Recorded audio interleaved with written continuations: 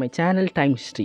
So நீங்கள் நம்ம பார்க்க போகிறது இந்த உலகத்தில் வாழ்ந்த உயிரினங்களே ரொம்ப டேஞ்சரஸான மற்றும் மிஸ்ட்ரியான ஒரு கிரியேச்சரை பற்றி தான் பார்க்க போகிறோம். ஆமாங்க, த லிவியத்தான். பல மித்தாலஜிகளையும் பல ரிலிஜன்லையும் சொல்லப்படுற மாதிரி கிரியேச்சர் தான் இந்த லிவியத்தான்.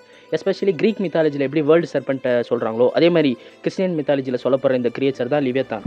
இந்த லிவியத்தான் பூமி உருவாக்கும் போது கடவுள் இந்த லிவியத்தான் உருவாக்குனதா சொல்லி கிறிஸ்டியன்ஸ் மித்தாலஜியில் குறிப்பிட்றாங்க. ஸோ இந்த லிவியத்தான் வாழ்ந்ததும் இருக்கிறதுங்கிறதுக்கான எவிடன்ஸ் எதுவுமே கிடையாது. ஆனால் இப்போ வரைக்கும் மக்கள் இந்த லிவியத்தான் இந்த பெர்முடா ட்ரையாங்கிளில் தான் வாழுதுன்னு சொல்லி சொல்கிறாங்க. இந்த லிவியத்தான் பொறுத்த வரைக்கும் இதோட உடம்பு ஃபுல் முற்கற்களாலையும் உருவானது. இதோட வாயிலேருந்து நெருப்பு புகை கக்கி வரும். இதோட கண்ணு மொத்தமாக நெருப்பாக இருக்கும். இதோட ஒரு அடி ஒரு ஊரையை அழிக்கிற அளவுக்கு பவர்ஃபுல்லாக இருக்கும். இதனால் பறக்க முடியும். இன்னும் பல பவர்ஸ் இதுக்கு இருக்குன்னு சொல்லி மக்கள் நம்புகிறாங்க.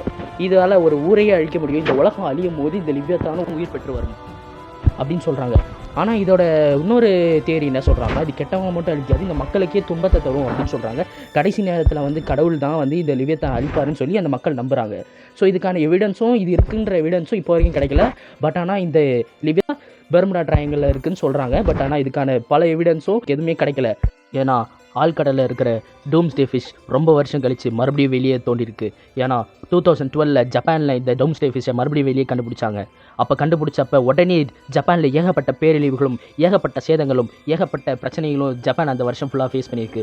ஸோ மறுபடியும் இந்த டூம்ஸ்டே ஃபிஷ் வெளியே வந்திருக்கு. அது மட்டும் இல்லை, பல கடல்களில் பல விதமான மீன்களும் எல்லாமே வெளியே வந்திருக்கு. இப்போ இந்த உலகம் எந்த பிரச்சனையை நோக்கி போக போகுதுன்னு இப்போ யாருக்கும் தெரியல. ஆனால் இதுக்கும் பெர்முடா ட்ரையாங்கிளில் நடக்கிற பிரச்சனைக்கும் தொடர்பு இருக்குன்னு நிறையா பேர் சொல்கிறாங்க. பட் ஆனால் சயின்டிஸ்ட் இதுக்கு எவிடன்ஸ் இல்லாதனால இன்னும் நம்பலை. பெர்முடா ட்ரையாங்கிளில் பல விதமான மிஸ்ட்ரி இந்த லிவியத்தானில் தான் நடக்குதுன்னு சொல்லி இன்னும் பல வல்லுநர்கள் சொல்கிறாங்க.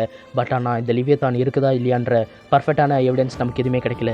ஆனால் இந்த லிவியத்தான் மட்டும் வந்துச்சு இந்த மொத்த உலகம் பேரழிவை நோக்கி சந்திக்கும்னு சொல்லி பல ஆராய்ச்சி நிபுணர்கள் சொல்கிறாங்க.